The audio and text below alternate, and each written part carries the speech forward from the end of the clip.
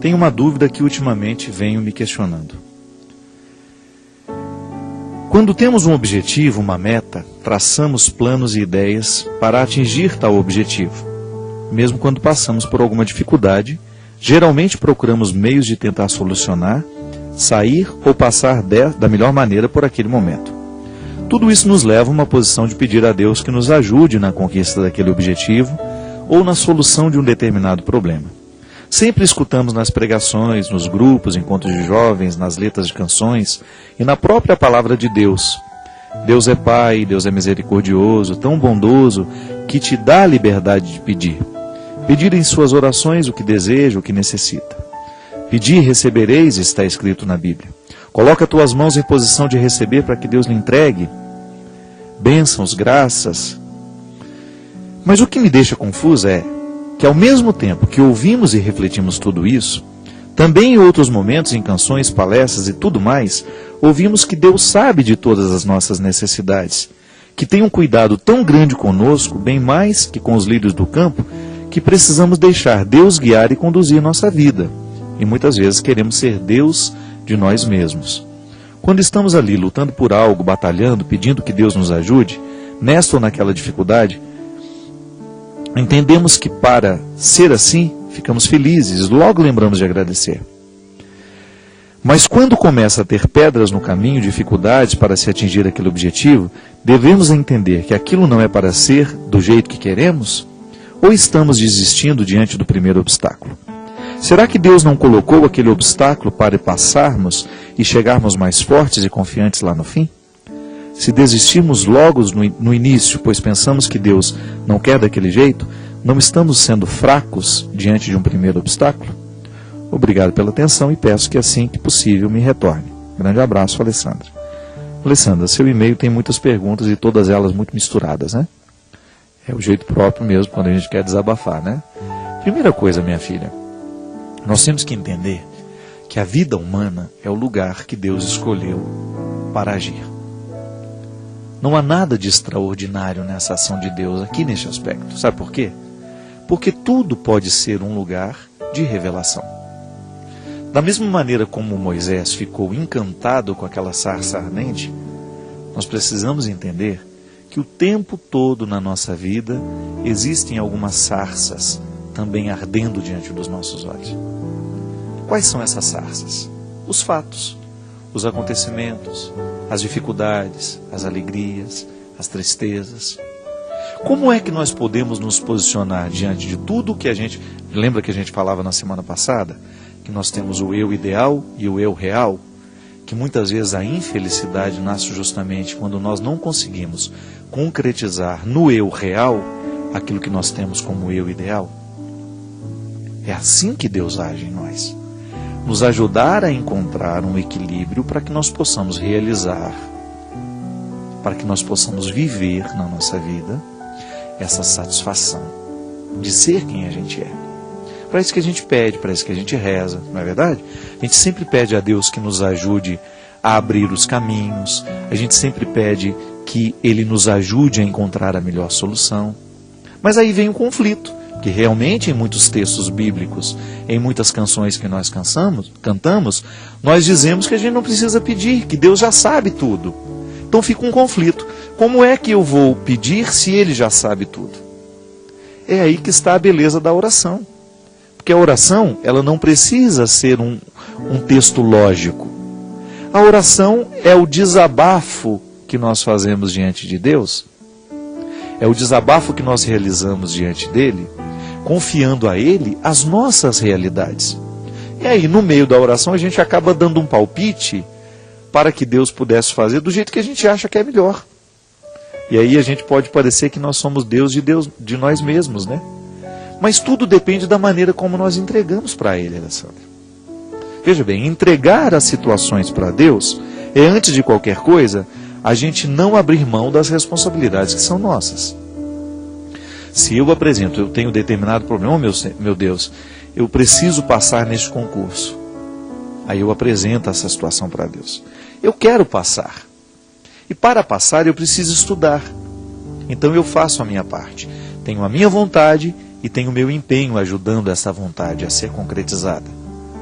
Mas aí também a gente precisa confiar nas mãos de Deus, porque nós não sabemos se passar neste concurso é o melhor para nós. Não é assim na vida? De vez em quando nós insistimos em pedir para Deus aquilo que nós queremos. Eu quero passar neste concurso e para isso me empenho.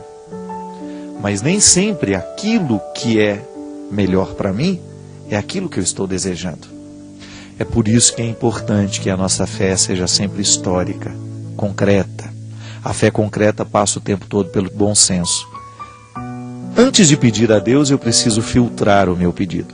Será que aquilo que eu estou pedindo a Deus fere as regras do bom senso? Esse é um bom discernimento. Antes de pedir a Deus, converse com você mesmo. Quanto mais você... Isso é estado de oração também, viu? A oração não é só uma conversa com Deus.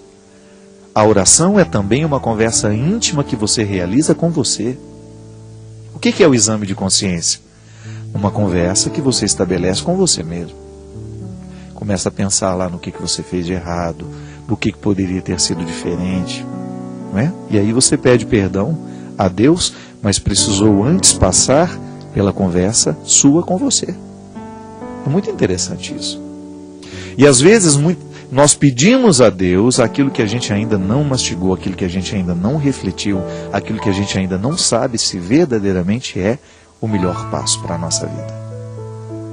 Minha filha, as dificuldades, os obstáculos, você pode até dizer que Deus que colocou. Você pode dizer, os obstáculos da vida fazem parte do processo. Tudo na vida está diretamente ligado a Deus. Nós acreditamos assim. Mas os obstáculos são processos naturais da vida, da existência. Nós somos precários. A vida tem precariedades. E os obstáculos fazem parte dessa precariedade. Digamos que este livro tenha sido escrito em inglês. Eu não sei inglês. Eu vou abrir, aqui não, porque não é um livro, isso aqui eu vou ouvir. Vamos pegar um livro para ficar melhor. Um casal especial, os pais de Santa Teresinha. Digamos que este livro tenha sido escrito em inglês. Eu pego e descubro que eu não sei ler o livro. Eu preciso do conteúdo do livro, mas eu não tenho a capacidade de ler em inglês. Isso é um obstáculo natural. É Deus que colocou? Não. Processo natural da vida. Quem não estudou inglês não sabe inglês. Se eu quiser mergulhar no conteúdo do livro, eu terei que fazer um curso de inglês. Então está aqui. Eu identifico naquela minha dificuldade, naquele meu obstáculo, uma atitude que pode me ajudar a superar o obstáculo. Não adianta nada eu ficar rezando, pedindo a Deus que me ajude a ler esse livro, se eu não faço o meu estudo do inglês. Não é assim? Então veja bem, a ação de Deus na vida humana sempre vai pedir uma resposta. Deus me abençoa, Deus me deu inteligência, Deus me deu capacidades, mas eu tenho minhas precariedades. Sou preguiçoso muitas vezes, não tenho ânimo de pegar aquele livro, de ir até o final. Você sabe disso. Eu não estou falando de uma coisa que você não experimenta. Quantas vezes na vida você deixou de experimentar situações maravilhosas porque lhe faltou disposição para elas? Ah, estou com preguiça de acordar cedo, eu não dou conta, fico cansado demais. São os obstáculos. O contexto da vida. Não é assim? Mas aí, a partir do momento que você tem uma meta, você se sente abençoado por Deus, porque a vida é uma bênção. Só de estar aqui, de ter a oportunidade de fazer esse programa, isso para mim já é uma bênção. Eu estou com saúde, eu estou sem nenhuma dor, eu estou com disposição, eu estou feliz. Tudo isso é bênção. Aí eu venho, faço o programa de direção espiritual, me encontro com você. Pode ser que você esteja um pouco desanimado, mas aí assistindo o programa você fica um pouco mais feliz, um pouco mais animado, escuta alguma coisa que eu disse aqui, que de repente lhe motiva, e aquele obstáculo que antes você tinha, parece que foi eliminado, porque alguma coisa mudou dentro de você nessa sua disposição. É assim na vida, Alessandra. O obstáculo ele sempre vai existir para que nós possamos crescer. Se eu descubro que eu não sei inglês, aceito o obstáculo como um desafio e não como uma pedra de tropeço, eu vou me utilizar daquele obstáculo para poder ir além. Vou partilhar agora a minha vida. Eu sou um rapaz, já um moço, um homem feito, né? Eu vou fazer 40 anos. Eu sou um rapaz que nasceu no interior de Minas Gerais, numa cidade chamada Formiga, uma cidade que eu amo muito. Minhas raízes estão todas lá. Nasci na beira do rio Mata Cavalo, perto do rio Formiga, que é o encontro dos dois rios. Uma região extremamente simples, sem muitas oportunidades. E quais foram os primeiros obstáculos que eu enfrentei na minha vida? São obstáculos naturais de uma pessoa que nasce naquele lugar. Aí eu olho para os meus vizinhos lá, para muita gente que conseguiu superar os obstáculos do contexto, que foram além, que superaram. Não é que deixam de amar o lugar, não. É que sabem partir de um jeito certo. Porque quem sabe partir de um jeito certo, reconhecerá sempre o lugar de onde saiu. Eu não sei o que teria acontecido comigo se eu não tivesse enfrentado os meus desafios, os meus obstáculos. É natural que eu não tivesse estudado, é natural que eu não tivesse descoberto o sabor da literatura, mas desde pequenininho eu era teimoso. A vida era muito contrária a mim. Eu não estou reclamando, não, estou apenas partilhando. Tive muita dificuldade na vida, muita mesmo. Muitas restrições, de todas as que você puder imaginar. Só que, graças a Deus, Deus me deu o dom de sonhar. Me deu uma natureza melancólica, criativa, e me ajudou a sonhar. Só que aí o que eu fiz com o sonho que Deus deixou em mim? Eu quis vencer os obstáculos que eu tinha. Sabe, minha gente, hoje, como padre, esse é o meu principal aprendizado. O que eu quero realizar na vida das pessoas que eu encontro é aquilo que eu sei que Deus realizou na minha. Eu sei a matéria frágil da qual eu sou feito. Mas eu não desisto. Isso é o mais bonito na vida, quando nós sabemos que nós temos o direito de não desistir.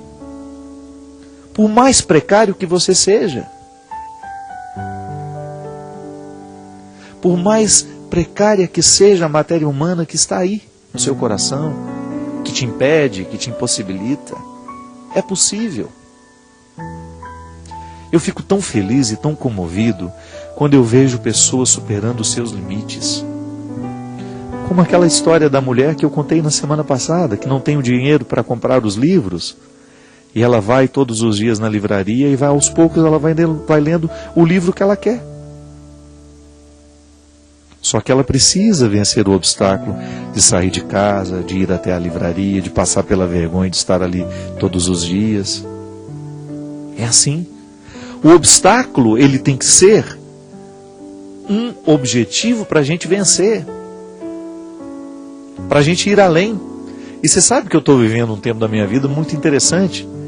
Quanto mais eu viajo, quanto mais eu conheço o mundo, quanto mais eu conheço pessoas, quanto mais eu recebo pelo o reconhecimento do próprio trabalho que eu faço hoje como evangelizador, mais saudade eu sinto da minha terra. Eu estou vivendo uma fase da vida que eu estou tendo saudade dos meus antigos, sabe? Saudade das coisas que de repente hoje eu não tenho tanto contato mais. Saudade dos meus amigos de infância, do lugar onde eu nasci. Né? Eu acho que isso é o processo bonito da vida, Alessandra. Eu tenho saudade daquele tempo que foi difícil, das minhas lutas, da luta da minha família. Hoje eu fico feliz quando eu encontro os meus sobrinhos, os meus irmãos, percebendo que eles estão melhores, que eles estão se superando, não é? Porque aqueles obstáculos que são próprios da minha história, da sua história, eles não podem nos destruir. Você não pode permitir que eles venham para lhe destruir. E é assim que Deus age. Pegando tudo que é próprio da nossa vida, pegando tudo que é próprio do nosso contexto, da nossa história, aquilo que você sabe, aquilo que está aí dentro de você, guardado a